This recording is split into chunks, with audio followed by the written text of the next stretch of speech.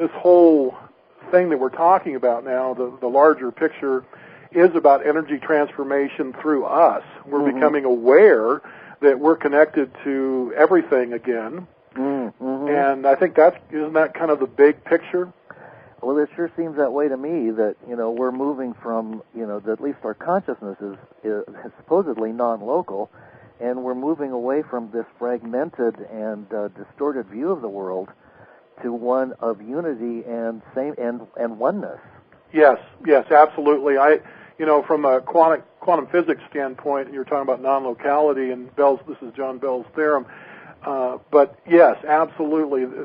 We have to realize this is true, that each of us, we sense that we're separate, but we're not. We're interconnected through these high-frequency energies, these biophotons that Dr. Fritz Albert Popp in Germany in his lab has confirmed is probably linked, and I think so, to consciousness itself. In other words, we are these fields of energy that seem to be, stable. We're not. We're constantly processing and rebuilding ourselves, processing information and energy through the food cycle, etc., and the day and night cycle, right? And again, this is linked to the sun, so we're kind of coming back now full circle. When I started this chit-chat with you, Lance, that, solar cycle 24 is important because, if there's going to be great transformation in the human being, there has to be a trigger, and the trigger, in my opinion, will be solar cycle 24 sunspot maximum. And of course, that coincidentally occurs in 2012, which, as you're more than well aware, coincides with the Mayan calendars and the odometer turning over in numerous cosmic cycles, right?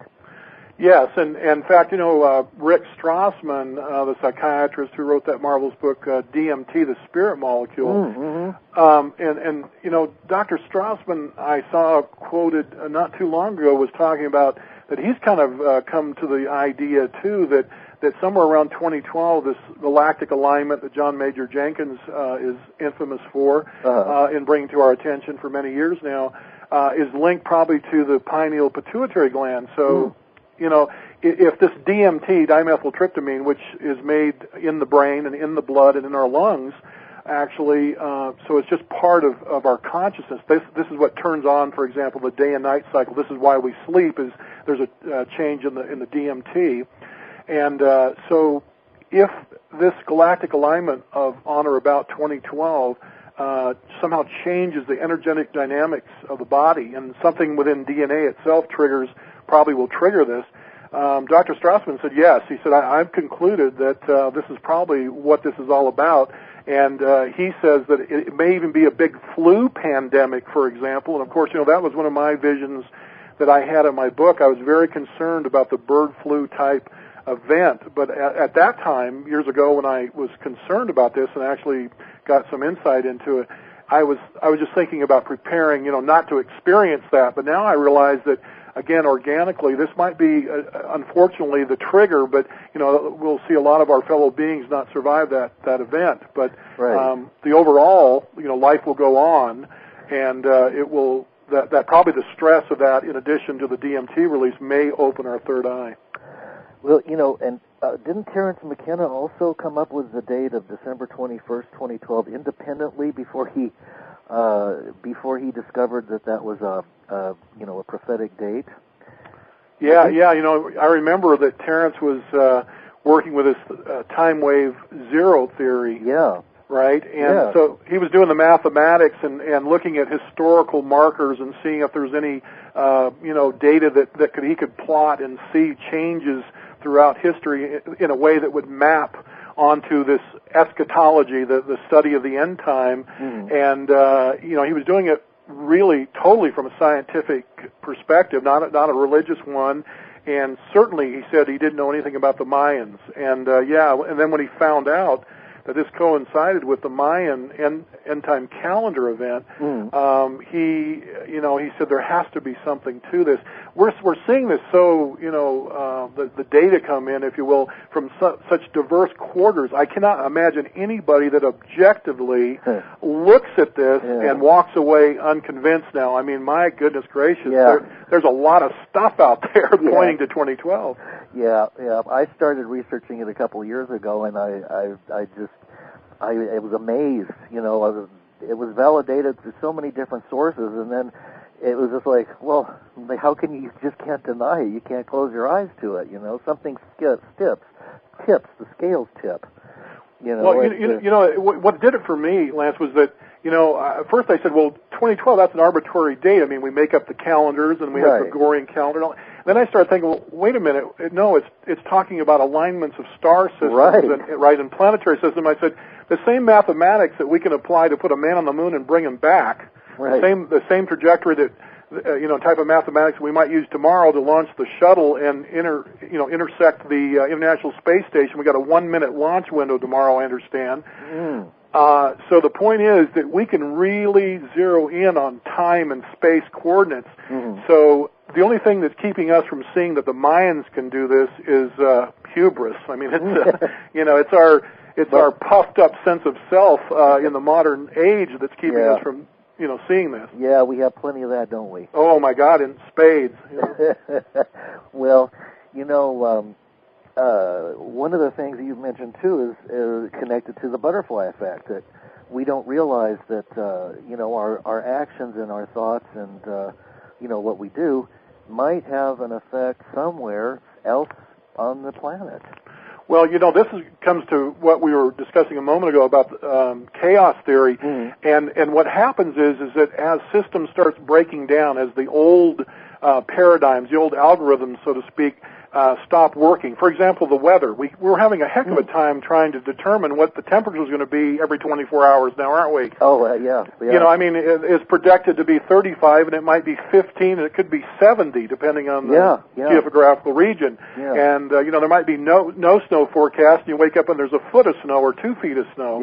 Yeah. Well, those models that we have if you will, set in concrete are breaking apart. And what's going on, we'll see all these systems start breaking down, but they're not breaking down, they're breaking through to new ways of looking at chaos theory. Yeah. And so as we see the system break, remember that the chaos that's coming is going to lead to an opportunity to interject our consciousness as a collective species into the outcome that we want to see manifest on or about 2012.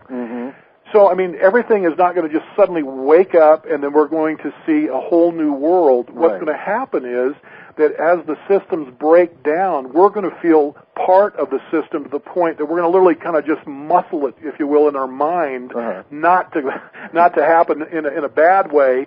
And we'll, it's like riding a bicycle. We're going to fall off and bruise ourselves, Yeah. But eventually we'll get it. And but I think on or about 2012, we'll have a critical mass of folks that are awake enough and are in agreement enough, and will have the intention and the integrity to manifest this huge change in consciousness globally. Yeah. I'm very optimistic about it. And in my old S seminars, they always used to say, on the other side of breakdown is breakthrough. Very good. So and I'm kind of excited because on the other side, we're moving, like you said, out of an old paradigm, which is breaking down, into a new paradigm, and we really don't know yet what that's going to be. We're creating it now as we speak. You were talking about the weather changes quite a bit, and I want to touch on this subject because I'm not sure where I'm at with it. But there's so many pros and cons about global warming, I hear, and some of them are good arguments on both sides. What's your feeling about that? First and foremost, what I see is that this is a natural cycle. So, if the Mayans can pinpoint 2012 as a time for great transformation, hundreds of years ago, if not longer, then they understood that this cycle would be upon us, and that they were preparing us, for this to happen. So, overall, it's a natural cycle. However, what we're seeing is the problem with toxicity in the environment. In other words, people say, well, the greenhouse effect, it's a natural thing, or no, it's not. That's man-made to a certain extent. But of course, undersea volcanoes and surface volcanoes can dynamically change the climatology real quick, right? Yeah. Oh, absolutely. Yeah, and so this is one of my concerns. I see that the 2012 solar sunspot maximum is probably going to trigger some tremendous undersea volcanic activity, tsunamis, surface volcanoes, and in fact, I was just at Yellowstone too as part of my trip, and there's some talk there in the local entranceways to Yellowstone by some of the folks that are in the know that there's some things going on. There's some magma rising there at Yellowstone that they're concerned about. But the point is that it's a two-edged sword, if you will, that's bringing transformation. It's a natural cycle, but it's also a man-made realization that we have tremendous control over the environmental situation too. That what we're doing basically is we're poisoning ourselves at the same time the Earth is trying to cleanse and purify. Right. And so when adding more toxins and dumping more junk into the rivers and the oceans and so on and so forth. Yeah. Well, it's even beyond that, Lance. What's going on is that we're changing the magnetic signature of the landscape. When we clear cut a forest or gill net an entire species out of the ocean or strip mine an area, what we're doing is changing the life force energy signature itself, and that brings the cleansing and purification cycle to that area more intensely. So that's how it's triggering the cleansing and purification of a given region, while we're seeing some areas completely untouched, pretty much, and others devastated. I have to say I'm also concerned about the massive amount of deforestation in the rainforests. Yes. We haven't really addressed that yet, and I'm afraid that, I'm not afraid, but I'm concerned that, by the time enough people raise their consciousness about it, that they just won't be intact, Well, the thing that I see happening is that once we really get the message and we pull together instead of pushing everybody apart on this topic, but pull together and knowing what we're doing, then changes will be very quick in coming. We'll see within a 5 or 10 year window tremendous improvement in the air quality, water quality. We'll see, in the southeast. I was just in the southeast, and they're in the worst drought in American history, from what I can see. I mean, I was in areas that used to be lush green areas like the great Pacific Northwest, say in Tennessee and eastern Tennessee and northern Georgia, western North Carolina, areas I used to go whitewater rafting as a young man years ago, and now it's just a brownout. I mean, the water table is non-existent. Wow. Atlanta, Georgia, 3 to 5 million people in that greater region. Today was announced they have less than 90 days of drinking water. Wow. In North Carolina, it is so bad they're going to a mandatory water rationing as early as next week, where you no longer can wash your car, you can no longer water your lawn, you can no longer run a laundromat, for example. I was in a town at Mont Eagle, Tennessee, a couple weeks ago, completely run out of water, now buying it from an area called Tracy City, Tennessee. There's areas now that are running pipeline from Tennessee into North Alabama to get water from those sources. But this is a serious problem, and I don't know anybody in my immediate area that's even talking about it. It's just like that's another problem in another part of the country. Yeah. But where are those people going to migrate to once the water runs out? Well, West. That's a good question. West.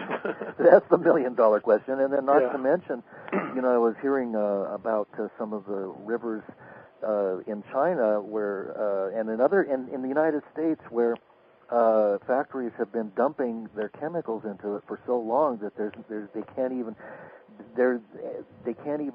clean that up, and they haven't even begun to take steps to halt the addition of new chemicals. They can't drink the water; it's so toxic.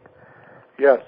And it goes on in Mexico. It goes on all over the place. So, we're going to face some pretty serious problems in the very near future. Yeah, that's right. And it's going to be, time to come to grips. Wake up. To wake up and come to grips with what we've done. Yeah. And go through maybe a grief cycle. Right. That's right. We tried to kill our mother, and this is going to create a real opportunity to repent. Yeah, I agree with you on that one. We need to change our mind about what we're doing, because we're only killing ourselves. Yes, exactly. And what we do to someone else or to the planet, which is a living entity, we're doing to ourselves.